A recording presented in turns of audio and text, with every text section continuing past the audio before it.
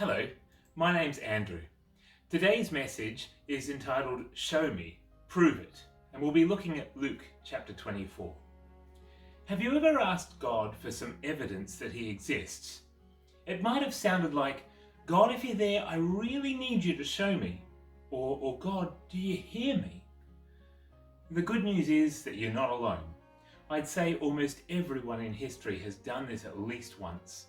Even the people you might think are the strongest Christians have likely in some way questioned if God is really there. One of my favourite movies is a movie called Bruce Almighty. Now Bruce has had a rough day and he's looking for God. Have a look at this clip with me. Okay, God. You want me to talk to you? Talk back. Tell me what's going on. What should I do? Give me a signal. I need your guidance, Lord. Please send me a sign.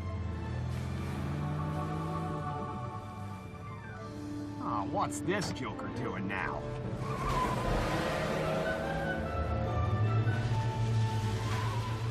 Okay. All right. I'll try it your way. All right. Lord, I need a miracle. I'm desperate. I need your help, Lord. Please, reach into my life. What the heck? Yeah. I got you.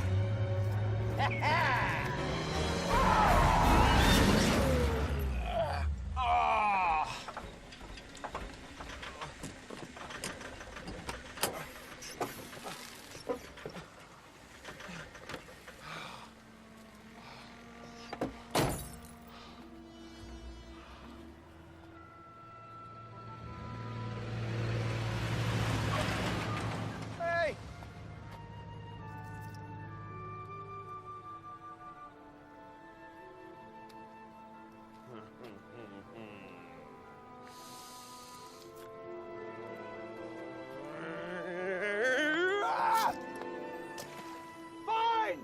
The gloves are off, pal! Come on, let me see a little rat. Smite me, oh mighty smiter! You're the one who should be fired! The only one around here not doing his job is you! Answer me!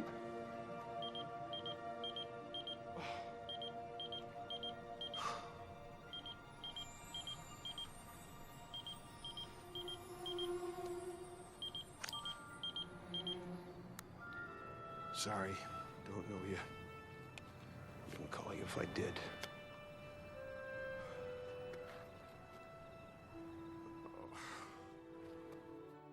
Well, soon Bruce gets his answer. An audience with God himself, played by Morgan Freeman.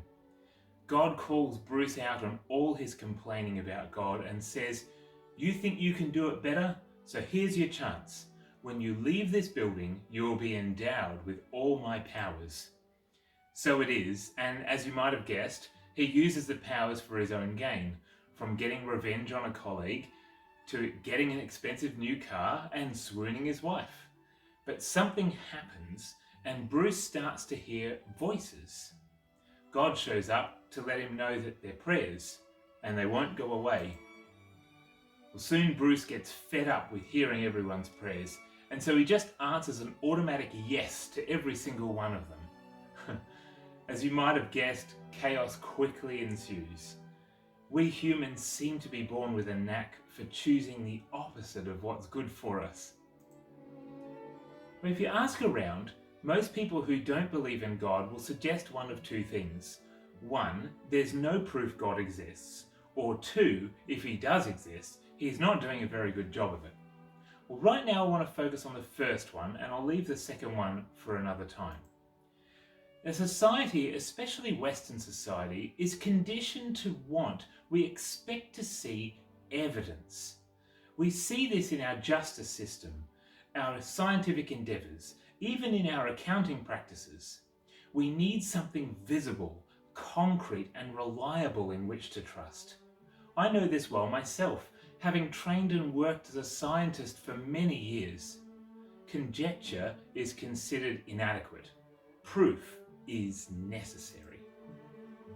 Well, we might expect Jesus, being someone in an ancient culture, might be less interested with proof and hope his disciples just believe and have faith. But have a look at Luke chapter 24 with me. While they were still talking about this, Jesus himself stood among them and said to them, "Peace be with you." They were startled and frightened, thinking they saw a ghost. He said to them, "Why are you troubled, and why do doubts rise in your minds? Look at my hands and my feet. It's I myself. Touch me and see. A ghost doesn't have flesh and bones, as you see I have." When he had said this, he showed them his hands and his feet. And while they still did not believe it because of joy and amazement, he asked them, "Do you have anything to eat?" They gave him a piece of broiled fish, and he took it and he ate it in their presence. Now I can only imagine the looks of disbelief on the disciples' faces at finally seeing their crucified mentor in the flesh. The disciples often get a bad reputation, particularly Thomas, for not understanding all of what Jesus said and did. But if we were in their shoes, our response would probably be the same. And yet here he was, wounds visible, tucking away into a meal. I find it interesting that Jesus' body still bore the scars of his crucifixion. Now, presumably, if he were God, he could have just created an unblemished body and showed up looking all whole and perfect. However, just as he chose to die on the cross, so Jesus chose to bear the marks of his sacrifice for all, so that people could look and see the depth of his love for us. Well, the proof was convincing. Thomas, who doubted Jesus had returned, was encouraged by Jesus to actually put his hands into the wounds so that he could believe. After doing so, Thomas declared, "My Lord and my God." Let's continue Luke chapter 24. Jesus said to them, "This is what I told you when I was still with you. Everything must be fulfilled that is written about me in the law of Moses, the prophets, and the Psalms." In other words, everything that they had written about the Messiah was coming true in Jesus. Then he opened their minds so they could understand the scriptures. He told them, "This is what was written. The Messiah will suffer and rise from the dead on the third day, and repentance for the forgiveness of sins will be preached in his name to all nations, beginning at Jerusalem. You are witnesses of these things." And from that moment on, the disciples became witnesses to Jesus' resurrection. Soon they would travel the world, and many would be arrested and die for what they knew to be true, what they had seen with their own eyes. Now, if you were a disciple, what would be your reaction to seeing the risen Christ standing before you? What would you say? The proof may not be as easy to see today, but the evidence of Christ alive is not absent and not withheld without reason. God will make himself known to you if you ask for it. But then you have to keep your eyes and your ears open, because sometimes it's a voice. Sometimes it's through circumstances. Sometimes you feel a strange peace. You know, John Wesley felt his heart strangely warmed. Prayer is a great way to connect with God. You will just know.